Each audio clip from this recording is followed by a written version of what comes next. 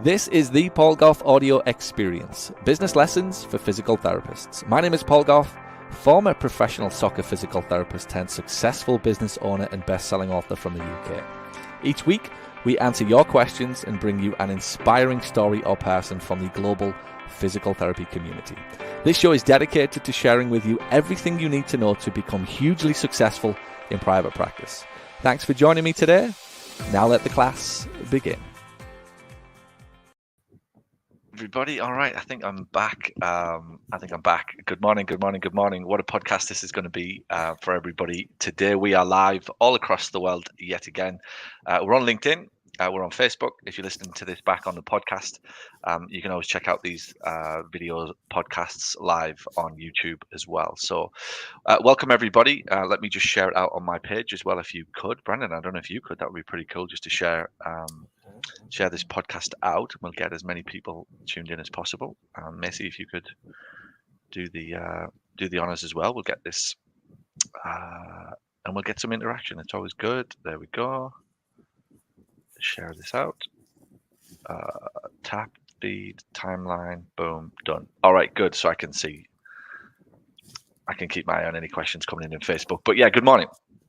We're now streaming on Facebook as well, which is pretty cool. So yeah, good morning everybody, wherever you are joining us from, wherever you're listening to, and whenever you're listening to this. Thanks for your attention. We do really appreciate it. It is Friday morning. It is a beautiful day in Orlando here.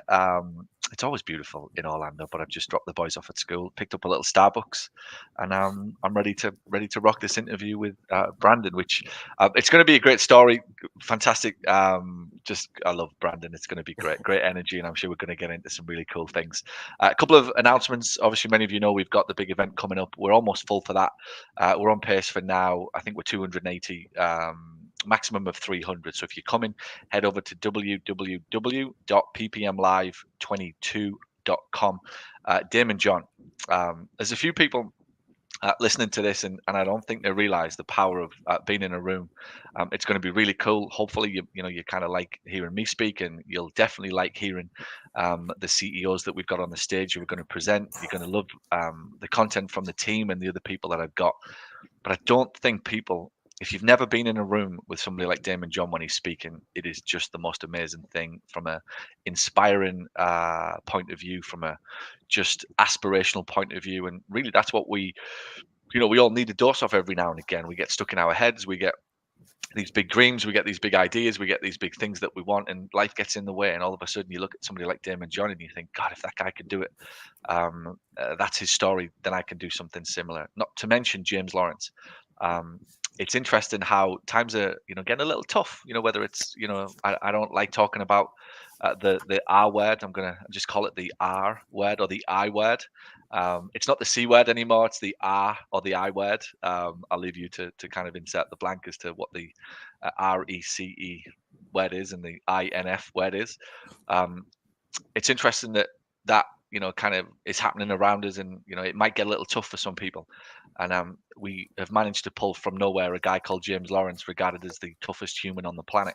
And if anybody knows anything about surviving in tough conditions and just getting through a rough period, some kind of challenging days, then it's definitely going to be James Lawrence, the superstar triathlete. So head over to ppmlive22.com. You'll be in the same room. They're both live. They're in person. Make no mistake about it. They will both be in the room for the big event in Orlando. Damon John and James Lawrence. And I'm going to be over the next few weeks warming myself up, watching some Shark Tank reruns, and tuning into the new series, and catching up on some James Lawrence YouTube stuff.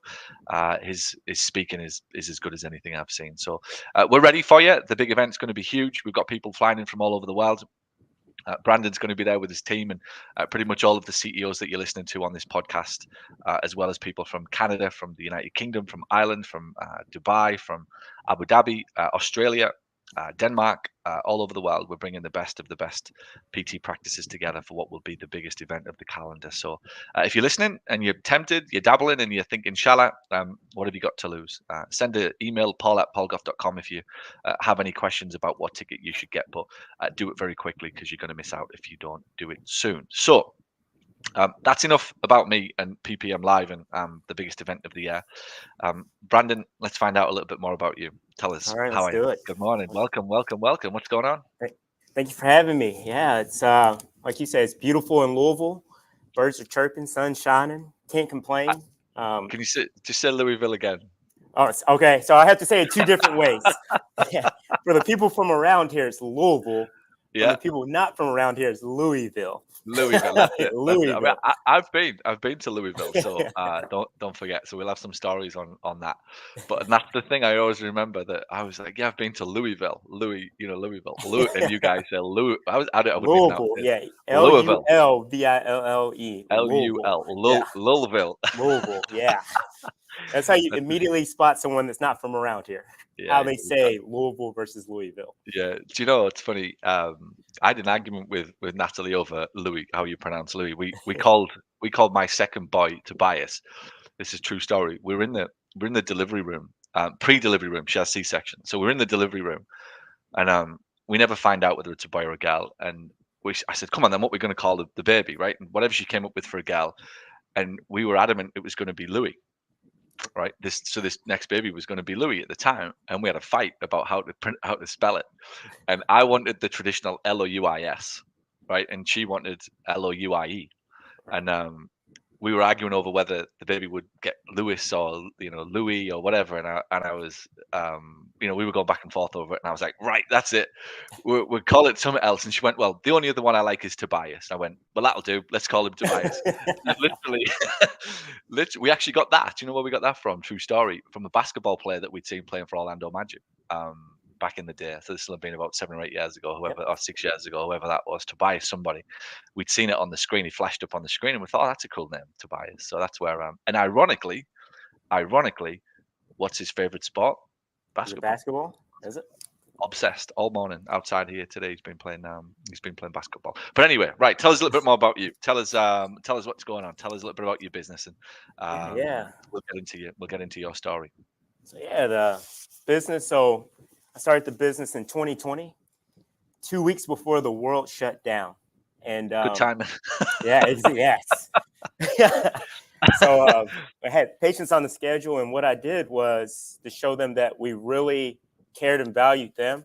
Anyone that was on my schedule, I treated them for free via telehealth. Yeah. To show the value of proactive physical therapy and wellness. And I know a lot of people saw it as a challenge, and I don't take this the wrong way. COVID was horrible for a lot of people, a lot of business, a lot of deaths and things like that. But I kind of saw it as an opportunity. Yeah. You gave me an opportunity to catch up to all these businesses that were 10 to 20 years ahead of me. So as people stopped marketing, what I did was double down in marketing. I joined the mastermind program, and a lot of people ask me about the mastermind program, and I kind of tell them it's like business is like getting in the boxing ring, right? Every day you get up, someone or something's trying to knock you out. Yeah. And what I would ask you is, if I told you, I could tell you what your opponent's going to do or the punches they're going to throw before they threw them, would that help you out? You would feel a lot more confident going into that ring. Well, that's what Mastermind does for me. It gives me an opportunity to speak with other business owners that have been through the challenges that I'm going to face. And they can tell me what to look out for, what to watch out for. So they're essentially giving me the cheat codes to business. And I feel like being in that mastermind program has really helped me be successful in the business. And to be honest, if I didn't have you and the rest of your team and these other business owners, I don't know what it would have looked like coming through COVID. So yeah, no, thank you for saying that. It's nice, and it's it's relevant to business owners listening to this, that it's very difficult to be successful on your own, isn't it? And it's we look at sometimes all of the things that we can do for our business, and we ignore the probably the one most important thing, which is just get round other people doing what we want to do.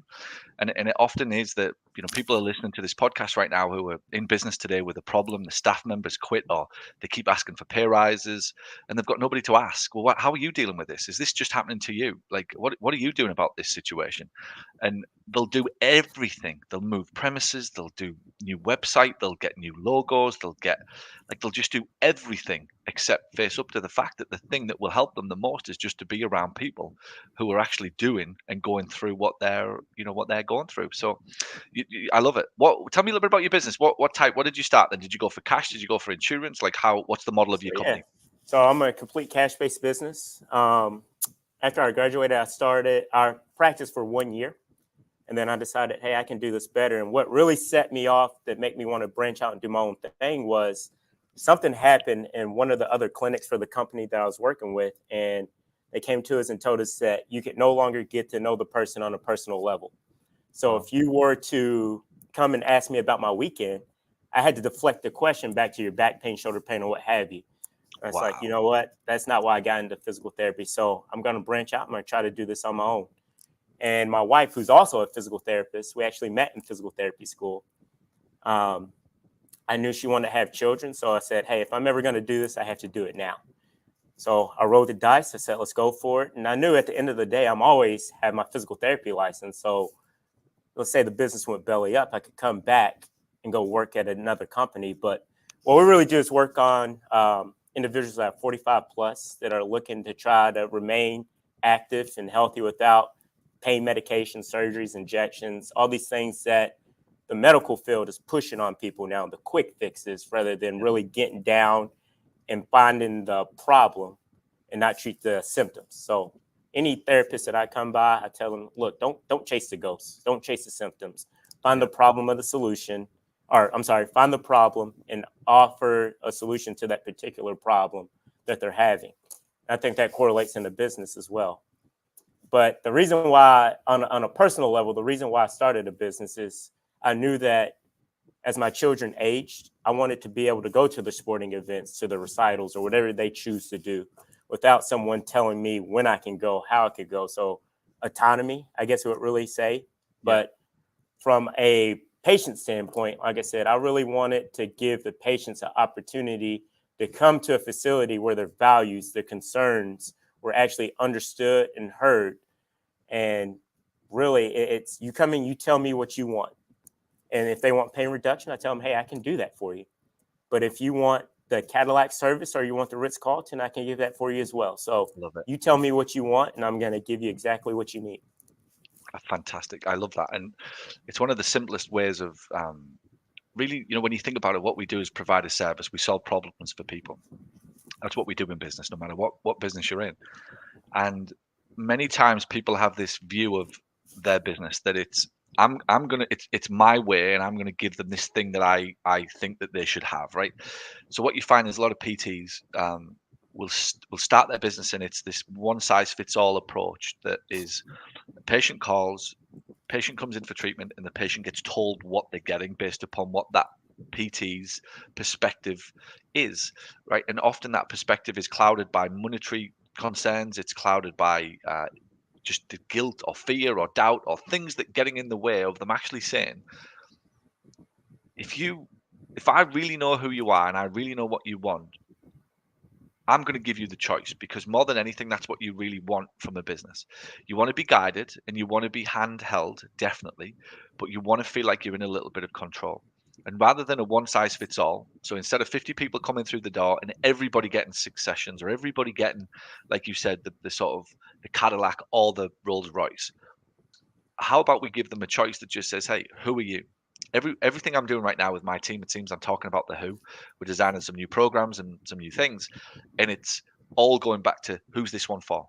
Who is it for? And if a patient comes through the door, who are they? Are they somebody that really values their health? In which case they might want the Ritz-Carlton because they want to spend some more money with Brandon. Or are they somebody who doesn't really value the health? They've got a problem and they want to fix it, and therefore they might just want the Cadillac or the Dodge. Like there's a little bit of something for everybody. And I think the ultimate skill in business is discernment, where you're looking at the patient and saying, let this person decide who they want to be. Let them decide if they want 10 sessions or 15 sessions. Let's not force them into 2 or 3 or 6 or 9 or whatever it will be. So what's it like building a cash-based business in Louisville? I mean, that's it, right? Yep, you got it. You got it.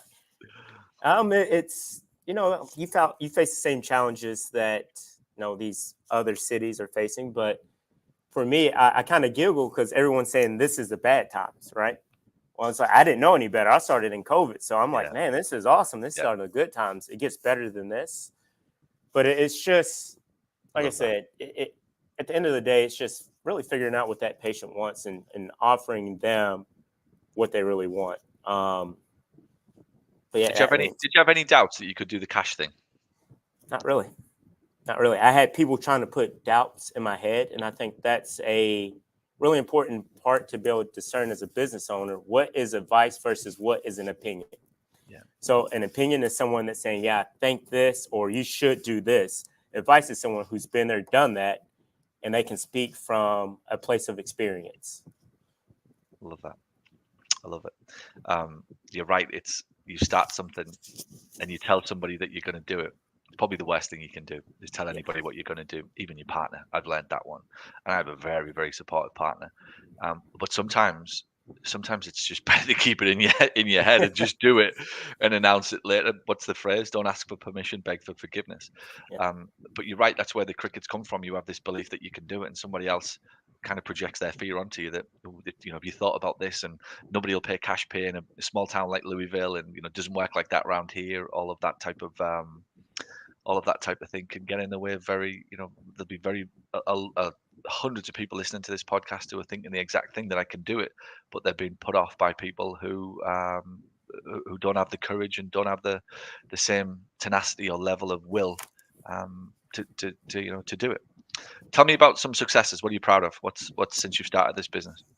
Yeah, so during COVID, I hired 2 staff members, a marketing assistant and a front desk. Since then, they both have gone. We're still on great terms, but 2 weeks ago, hired I guess 3 weeks ago now. What happened? What happened? Can I jump in there? Because yeah. Again, So there's a lot of the people that listen to this, and as you know, in the mastermind, really the whole the people who get stuck in business are the ones who can't figure out the people thing. So let's just have a conversation about that. Was it something that just was a natural end? Was it just a respectful I'm ready to move on, or was it just they'd hit a point where they needed to go? Like, if you don't mind, share a little bit about that. Absolutely. Yeah. So my first front desk, it was a mutual end. Her family is all on the East Coast. Yeah. I knew we had the conversation from the very get-go that was her end goal. She wanted to move from Louisville back to the East Coast. Yeah. So I kind of knew that from the get-go. And when time came, she let me know. She gave me a couple weeks in advance. And I said, thank you for letting me know. She went on out. And luckily, what I did was when I found out that she was going to leave, I hired another front desk. So I had 2.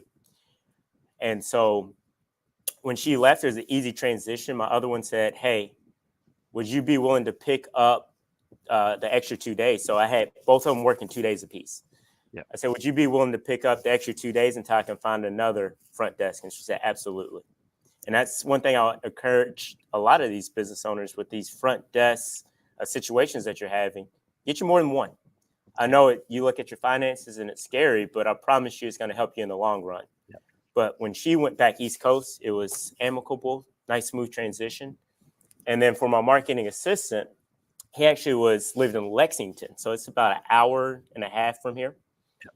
And I knew that his goal was to move back to Lexington and get a bigger job. So I told him at the beginning, look, if I'm a stepping stone to get you to your next endeavors, so be it. So I actually did the reference call interview for him to get him the job that he had now. But he's still does 10 hours a month, 10 hours a month with me, just some design type work for anything that I needed. But both of them were both amicable leaves, and we're still all on good terms. Yeah, I love that, and it's nice. It's a sign that you've had a great relationship. I've always tried, doesn't always work out, by the way. But I've always tried that when somebody leaves, it ends on it certainly ends where we could reach back out to them and say, hey, would you be willing to do a few hours for us? If there's circumstances just beyond your control, or there's just the obvious right move for them to go to whichever job that they're going to, it doesn't mean that they're still not valuable and that they wouldn't be open to. I've got 2 or 3 people that have left the company now who I now call upon to do freelance stuff. They work 5 hours, or they'll do they'll just do freelance stuff as and when I need it. In fact, 2 of them are still on payroll. We just kept them on payroll, even though they've got another job somewhere else. And I think it's a sign of a really good employee relationship that you're able to do that, and there's a healthy respect there, and that's kind of what you're shooting for. There doesn't ever need to be any bad blood. You can't always stop it, because sometimes it does get emotional, and it does get a little political, no matter how hard you try. But it's a good sign of a good leader if you've got people that have left your company but are still wanted to be part of it, if you like. So what else is going on? Successes. What else are you proud of that's happened in your business? Yeah. So last month had the best month in terms of cash flow. Very exciting about that. Leads are starting to come in. So I always try to go back to things that you say, and you said it's probably a 3 to 4 month lead time before Google and Facebook and things like that really kick in. And we're about to that 6-7 month time period of really running Google ads and Facebook ads. And now we're starting to see the fruits of our labor. So that's very exciting, seeing that phone start to read from those leads. I just hired a physical therapist 3 weeks ago. Scary, putting a PT salary on your payroll. Yeah. But I look at her as an asset. She's not an expense. She's hungry, she's driven, and we're actually in the midst of building out a women's health program that she's going to lead. And she also brings some other skill sets that I can do, but I currently don't market it. So I think she's going to be a huge, huge asset to the company. 2 months ago, I hired a brand ambassador. Yeah. So what she does is she goes out into the community, and we get boots on the ground. So goes out and just tries to build the brand of Proactive to like different chambers and events and things like that. That's just going around in Louisville, and that's brought in maybe 10 to 15 leads a month as well. So everything's starting to come together. I had a talk with my team yesterday, and I just had a big smile on my face, and I was like, look, everything that we did 6 months ago is starting to come to fruition. And I let them know all the time that I can't do this without them. So one of the biggest things that I can tell up and coming business owners is invest in your team. Yeah. We're all pulling the same wagon. So if you try to do this thing by yourself, it's a lonely, lonely journey. But if you get an army behind you that's willing to go to war with you, I mean, anything's possible. Anything is possible. I love it. I love what you touched on there about hiring your first PT. There's a wonderful day, and it's the one day every man wakes up with a wife and kids, right? And can't kind of figure out how they got there. And one day every business owner wakes up with somebody on salary earning more than they ever thought they would in their own life, right? Does that make sense? Absolutely. One day you're like, geez, I'm paying you more than I thought I was going to make myself, right? It's like, how the fuck did this happen? And it's such a like, if it is scary at first, you're like, oh my goodness, do you know what I mean? There's like I've got people in six-figure salaries where you're like, holy shit, like I would dream about that when I was at college, do you know what I mean? And now I'm watching this thing leave my bank every month. So it's wonderful. But what my point was, I wrote down, a lot of people focus on being important in business and in life. And I decided a long time ago to turn more to responsibility. Being important to me is quite restrictive. It's not that important to be important. If anything, the autonomy that we're seeking in life is almost inversely proportional to the amount of importance that you have, right? So if you think about a business owner, they focus on being important. They want to be the main guy. They want to be like the face of everything. They have to be in on it. They need everybody to know who they are. And that's what I mean by importance. It's like when this guy arrives, he's got the suit on and he's important, right? To me, it's like I want to sneak in the back door. I want nobody to know I'm the boss. I'm like happy to just sneak in and out of all of the buildings that I own. But what I want is responsibility. Because if I have responsibility and I swap importance for responsibility, I can take on all of these leases. I can take on all of the debt. I can take on all of the payroll responsibility. I can take on all of the planning responsibility, and I can make a lot of money and I can be free at the same time. But if I'm important, I just pile more and more pressure on my shoulders. But if I'm taking on responsibility, I can handle that, and I can handle it from anywhere I want. I can be in the US. I can be in the UK. I can run 6 different businesses. And if I get really comfortable with responsibility, it's actually quite liberating. And the second one was invest in your team. And I love the idea of investing in your team, but the prequel to investing in your team and this is where a lot of people jump to. A lot of people jump to, let's invest the team, and it's a wonderful rhetoric, and it sounds really nice, and it sounds fantastic. And the reason that people struggle to invest in the team is because they don't invest in themselves. They're not comfortable with themselves. They've not got the confidence to manage the team. They've not got the confidence to develop the team. They don't have the awareness. They don't have the business skills. They don't have the leadership skills. So this invest in the team, for most people, it evolves, or it drops to pizzas, to ping pong, to close the clinic early and have some beer on a Tuesday or whatever. Like, that's what they think is we're developing the team. It's like, you're not developing the team. Like, you're creating a culture of, like, just, I don't even know what, like, it's just not a healthy culture.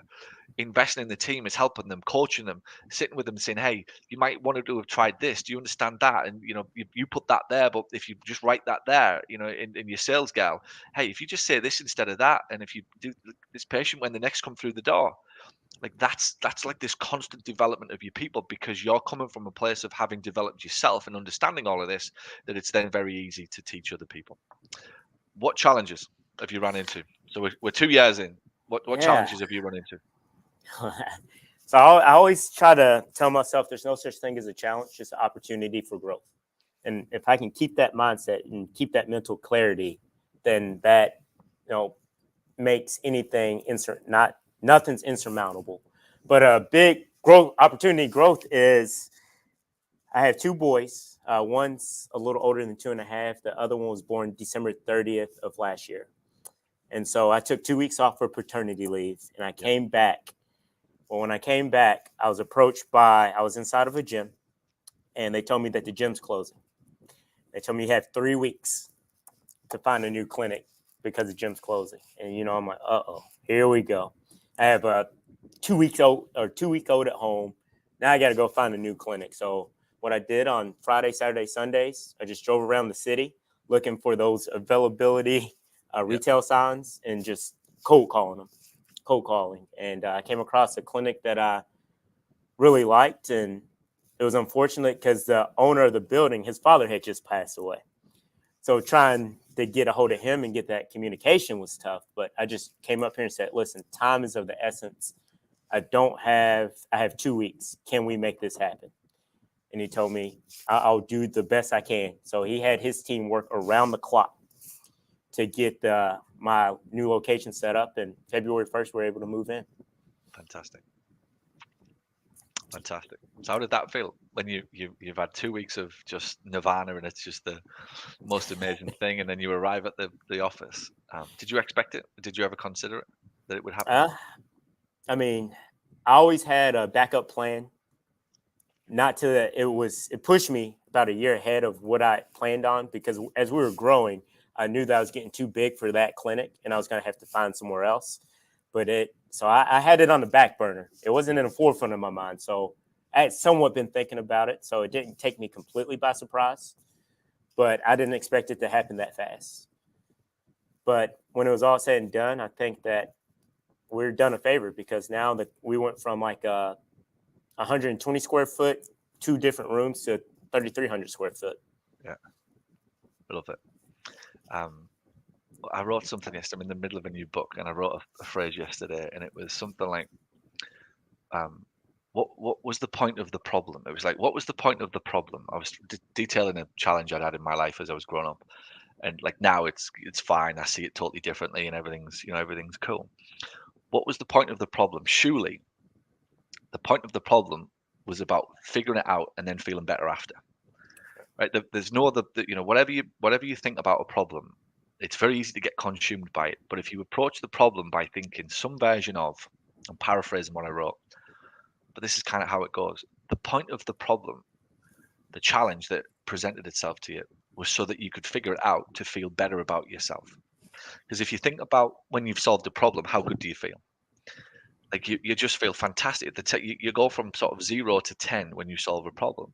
And if you can start to get addicted to solving problems, when these things arrive in your life, the staff quit, or the landlord wants to kick you out or raise your prices or whatever, like, you figure out a new way of doing it. You go from kind of almost despair to joy. And the point of the problem, the trick is not to get too low when these things come along, and equally focus on, when the problem comes along, the point of the problem is to feel better about yourself for figuring it out. And if you can stay on that that path every time these problems and challenges come along, I think you've got a really good chance of not just doing all right in business, but actually really, really enjoying the ride. Because if you're in business, much like life's going to chuck a load of crap at you anyway. And if you're in business, you can multiply it by 10. So you better get used to dealing with shit, basically. Amen to So that. you seem like a really, like, I've got to know you now, and hear so many good things about you through the team. You seem very relaxed, very chilled, very happy, always smiling. What's the secret? Is there a driver in? What's underneath all of that? Yeah. So I was thinking about this last night because we touched base on this a little bit back at March Mastermind before I got grabbed by Simon for Sherpa. But I think back in 2009, my grandma passed away. So she was very, very influential into me. Probably one of my biggest fans. Yeah. And she had cancer, and it went from 9 months. I saw a very strong woman become very weak and fragile. And when she passed, I prayed to the Lord above, and I told him, hey, I will never question any decision that you make. And this was back in 2009. And ever since then, I've never questioned anything that's gone through in my life, because I know he's watching over me, and I have a wonderful family, great friends. And with that army behind me, I can attack anything and everything. So I think that's my biggest driving factor, that I know that with my team behind me and with my family, my friends, and the great Lord above looking over me, that what can stop me? What challenges are going to come my way, but just do it, take it on the chin. And I look at it, the best business owners have gone through something. So I think the resiliency is needed to be an optimal business owner. So, like, as you were saying, just take those challenges head on and look at them as an opportunity for growth. And as long as I can keep that mental clarity, what can stop me? What can stop me? What's the drive? What's underneath that? I love that. I think there's a thing that we can all take from that. If I was to probe a little deeper, what was the thing that made you go, I can do this? Like, I'm always curious, and this is I'm probably going to start asking this question a bit more, because I'm writing a book on this topic that is certainly a little bit of my story of, we all think, to the outside world, everybody thinks that business owners are motivated by money, right? If you're a lawyer or a doctor, you put the same time, you're a medical person, whatever. You put the same time and effort into being a medical person or a lawyer, it's admirable. If you put the same time and effort into running a business, it's because you're motivated by money, right? And that's kind of how the world sees entrepreneurship. Whether they say it or not, that's kind of what they're thinking, right? But you and I could argue till we're blue in the face. That's not what motivates us. What do you think it is for you? What's the hot button? What's the come on, let's go. Let's deal with this shit. Let's do this stuff. What gets you out of bed? Man, I need the challenge. I need the constant change. I embrace it. But if I think deep down, I think that when I grew up, I didn't know my father. And this is kind of what we started touching base on back in March. And I think that I always wanted to show that, hey, I deserve a seat at this table too. Yeah. I may have to jump a couple extra hurdles and run a little bit faster, but I deserve a seat at the table. And what I'm going to do is go out and prove myself and show that I deserve a seat at this table without the poor me mentality. I've been through this and I've been through that, and everyone's gone through something. But just you got to let that go, and not necessarily just prove yourself to other people, but prove yourself to yourself. I think you said it. Give yourself a shot. I'm not trying to prove you wrong. I'm trying to give myself a shot to be right. Yeah. And I think that is a big driver for me, and show other people that's gone through something, that with some hard work, with some dedication and the right mentors, anything's possible. Anything's possible. So I think proactive is bigger than me. Yeah. Proactive, I'm just a piece of proactive. And it's just an opportunity for me to provide a safe haven for people who's dealing with stuff out in the outside world. You come through these doors, and my goal is to make you forget about all of that stuff. Yeah, we'll do the PT and all that good stuff, but you're going to come in here, we're going to laugh, we're going to smile, we're going to giggle. You're going to forget about all the stresses that you're going on, or that you're going through outside of these doors when you come into my practice. And I think that on a deeper level, I honestly feel like that's my purpose. I was put on this earth to bring a smile to people's faces. You put one of mine all the way through this podcast down. The minute I knew I was interviewing you this morning, I woke up with a smile. And do you know, that's probably one of the most powerful things that I've had on the podcast, where, and I'm going to start probing a bit more around these topics, because this is kind of what we all want to hear, if you like. I wrote down there, it's very similar to my story, the kind of driver that you start the business because there's probably that little bit of, I don't know if it's pain, but there's something inside of you where you're just like, I can do this, and nobody's looking at me, and I'm missing something here, and I just want somebody to I want somebody to see that I'm good enough at what I do, and somebody just to acknowledge it, right? And I think that's kind of how we all start in business, where we're like, I'll prove to you, I'll show you, and then you realize actually you're not really proving anything to anyone externally. It's just this little scratch you've got personally that you need to itch, and you need to prove to yourself that you're good enough at what what you're doing and what you've set your heart on. And I think what I've realized over the years is, and you've just summed it up, the reason that we do what we do is we want people to feel good about themselves, because we never want them to feel, if the word is insecure, we never want them to feel like we possibly have, right, rightly or wrongly. I think we're all dealing with some level of insecurity. We just chose business to deal with it. Whereas a lot of people might tend to drink or drugs or adultery or gambling or debt or whatever, right? They're all basically doing all of those things to change how they feel. And you and I, and everybody listening to this, we chose business ownership as a vehicle for changing how we feel about ourselves. I think we've all got this level of self-doubt, whatever caused it. Parents not around, even if parents were around, we still think that they weren't looking at us, or they weren't noticing us. Like, we've all got this little kind of, we're not good enough in it. And I think business became, certainly was for me, and it sounds like for you, business for me became this thing where I could go, I'll show you I'm good enough. Like, I want to sit at the table. I want my kids living this type of life. Like, why can't my kids have a big fucking house to live in? Why can't my kids have a pool in the garden? Like, fuck that. I'm not watching the rest of the world or other people have all this fun, and me and my kids missing out on it. I'll fucking show you, right? And that, like, I think that's the initial driver. And I do believe, I look at the business that I created in the physio business, and I watch you and the guys listening to this from Mastermind, when I see their businesses and I go into their businesses, what we want is to make people feel really good. And I do believe it's because we don't want them to feel how we felt. We've had that, like, insecurity around whatever it is, right? Usually it's just in our head, but it's real, it's there. We've had some kind of insecurity, and we never want anybody to feel that. So when people come into our little world, we want to make them feel good. We want to make them feel strong. We want to make them happy and smile and laugh and giggle. And it's this kind of healthy reaction to the negativity that we've got, and the purpose becomes A, to make us feel better by doing it, but B, to make other people feel better about themselves because they've been in your presence. And that's what I think, I genuinely believe that's what keeps us going. The initial start of the business is some kind of, I'm insecure and nobody's paying any attention to me, and I'm being overlooked, and I'll fucking show you. I'll start this business and I'll take the risk, and I'll quit my job and I'll go into debt and I'll show you. I can't work out any other reason why a business owner does this shit, because it's just madness.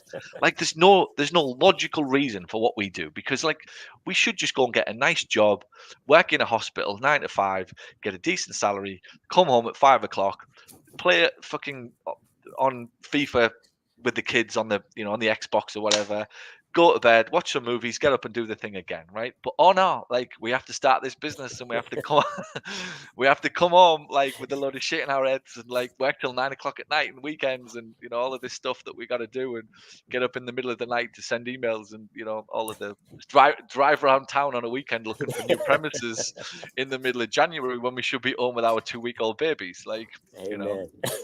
that's it. But I suspect you had the baby in the car driving around. Like, with entrepreneurs always find a way to go, I'm just going to go for a drive round and get the baby to sleep. Like, there you go. You're actually looking for a premises. I'd be like that with Natalie. Yeah, like, she'd never know. She's like, where have you been? I'm like, I'm just going to take the baby for a drive, see if I can get him settled. 3 hours later, I come back. Well, the baby's asleep, and I've just signed a lease on a new premises. Like, what, you've done all of that in the last 3 hours? Yep. Like, that's what we do. That's what we do. So tell us, what's the most what's the biggest lesson? What's the biggest lesson you've learned since you've started your business? Then what could you share with somebody? I always try to give this context. How many staff now? 4, 5 staff? 1, 2, 3, 4. 4. 5 staff. How many visits? How many patients a week coming through the doors? So we're about 30 plus. So 30 plus cash patients coming through the doors every single week. 4 staff. You're at this point 2 years in. How many? You've stepped back quite a lot from patient care. Still treating. So until I'm training this new physical therapist, and once she's up to par, then I'll pull myself back probably 2 days a week. What's the biggest at this point now? So everybody listening who's at give or take this point, you're 2 years into business, 30 patients a week and 4 staff. What's the biggest lesson you've learned at this point that you would share? Priority management. Tell me. Because more. As a business owner, like you said, you got a million things coming your way, and you have to be able to discern what's important now. What do I have to attack first versus what can I put on the back burner? And when you first start, you try to attack everything all at once. So everything's just getting 5% of your time and you're not doing anything well. Yeah. So it's like, okay, I need to attack hiring, or I need to attack ads, or what is the biggest obstacle for your business at that particular point in time? And it may change. You got this game plan 2 months ago, or if you do quarterly planning, it's like, okay, this quarter we're doing this, that, and the other. And then the staff leaves and you're like, all right, guys, we got to go from doing this to going this way, and making sure your staff knows why. Because if you have them marching in this direction and then you all of a sudden flip it on them and tell them to march that direction, they're like, come on, dude, I'm this deep into this and now you want me to go this way. But really helping them understand the why. Hey, we have to go this direction because of X, Y, and Z. But yeah, priority management. My uncle once told me, life is what happens to you when you're busy planning something else. Yeah. That you're planning this thing and then bang, right out of the blue, something hit you. You didn't see it coming. And I got told that about 15 years ago. And I accepted it as truth, and it is. And then I evolved it to be, well, if life is what happens when you're busy planning something else, we better consider B, C, and D. If I've got A planned, right? If I'm thinking that I'm planning this, I've got to start to spend some time thinking, but what am I not planning that's going to slap me in the face? What am I not seeing that's going to hit me? What am I overlooking that's going to belt me in the face?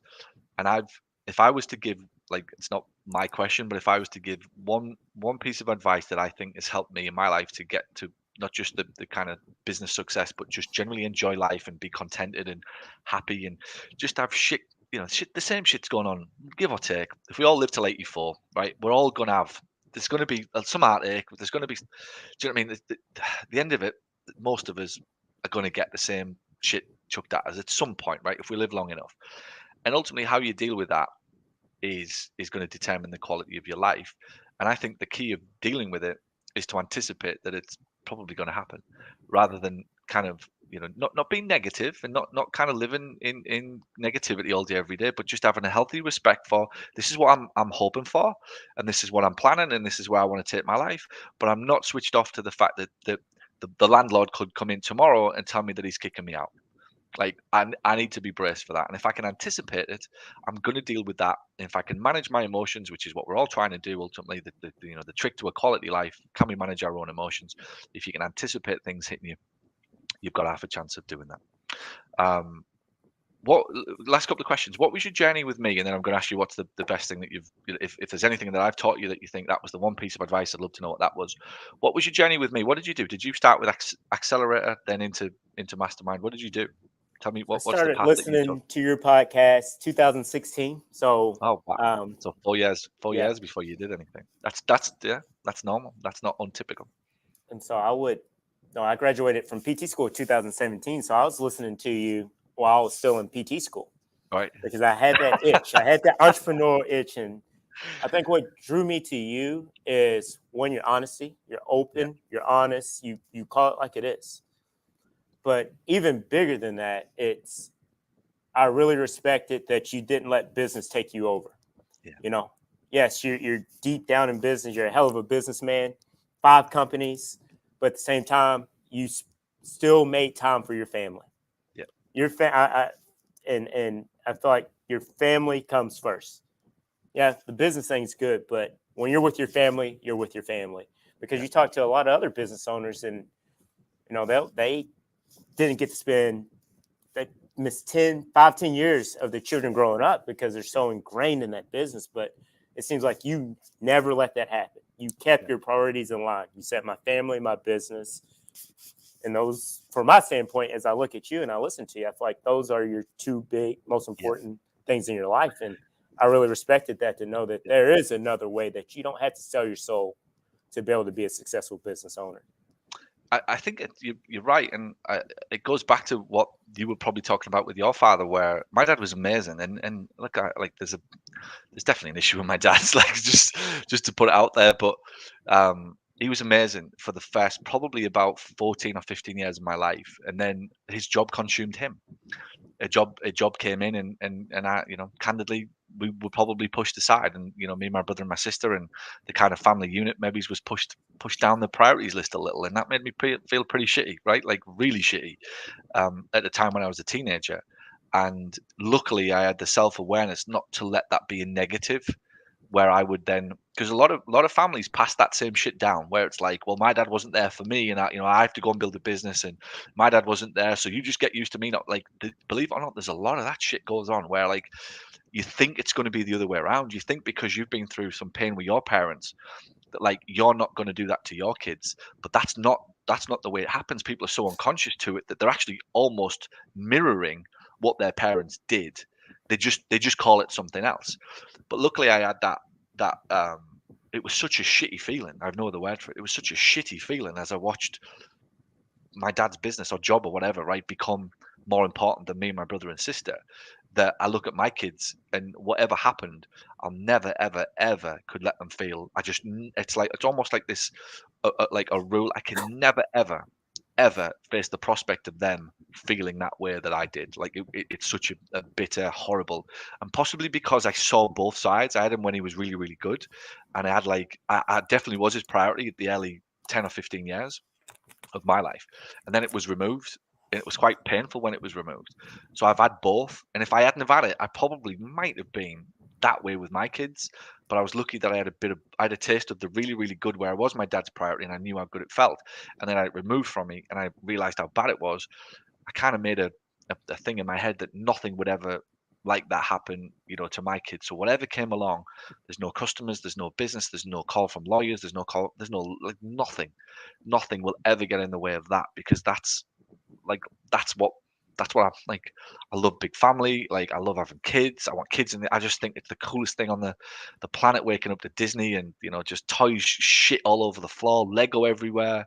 Like, I just love being in a house that's just loud and busy and fun, and just crayons all over the wall, and, like, I'm in my office here, and the kids have, like, there's just shit on the wall that they've drew. I just think it's hellish. Like, I just love it, like, because it's just playful. I don't ever want to live in a serious world. And the more I get clear on what drives me, I think that's probably where that comes from. We're all the same. We're all motivated by something very, very similar. We just have different ways of dealing with it. Absolutely. So what happened after the podcast then? The podcast you did Accelerator. Was that next? So I actually joined with Brad. Yeah. We did. And first time I met you was Nashville. Yes. When you rented that mechanical bull. Yeah. I remember. And then once that was my favorite ever event. That was it? It was a good time. To this day, I mean, Vegas. We did a big event in Vegas, a big event in New Orleans, but the Nashville one, I remember having 150 people line dancing on a night, after the event. I mean, like, I remember standing back at the room thinking, what the hell? I've got 150 PTs all learning how to line dance. I've pulled this off. Yeah, I think we stayed up pretty late that night. Yeah, it was a good time. It was a really good time. But Did you come to any of the sessions the next day? Yeah, we did, out bright and early. Bright and early. Rode in around 2 p.m. And I'm just kidding. No, we were there. I wouldn't say I was feeling my best, but we were there. Yeah, good. Yeah, I listened to. I mean, I literally think I listened to everything that you put out. Yeah. I was like, okay, I can do this. Yeah. I can do this. And then Accelerator, Yeah. And then, like I said, when COVID hit, I jumped into the online domination. Was it that we did online domination? Yeah, we did an online program. That's right. Yeah, to get people through that. Yeah. Yeah. And then joined Mastermind, joined Sherpa. Yeah. So, I mean, now I'm in the beta testing of 3.0. your other program that you're about to launch. And Yeah. it's just, I just keep putting that stuff out and I keep getting in because it's just the knowledge. You've been there, you've done it, you've done your research. You're not talking from opinion. You're giving real life advice. You've gone to the mastermind events. You've talked to these Dan Kennedy and these other marketing geniuses. And so from you, it's like you're giving me the synopsis of what you learned and you're keeping me from having to go to all these different events. I can come to you, get the cliff notes, get the synopsis, and just kind of watch you grow and mimic you. I don't need to reinvent the wheel. Paul did it. So I'm just going to try to mimic what he did to an extent and build my practice out that way. So if you see in my wall at home, I have a branding universe of 5 different companies that I want to start. Yeah. And I'm going to do an online company. Obviously, I have the PT company. I've built a wellness company. I want to do like a home health company and a product line. Yeah. So that's what's coming down the road for Proactive.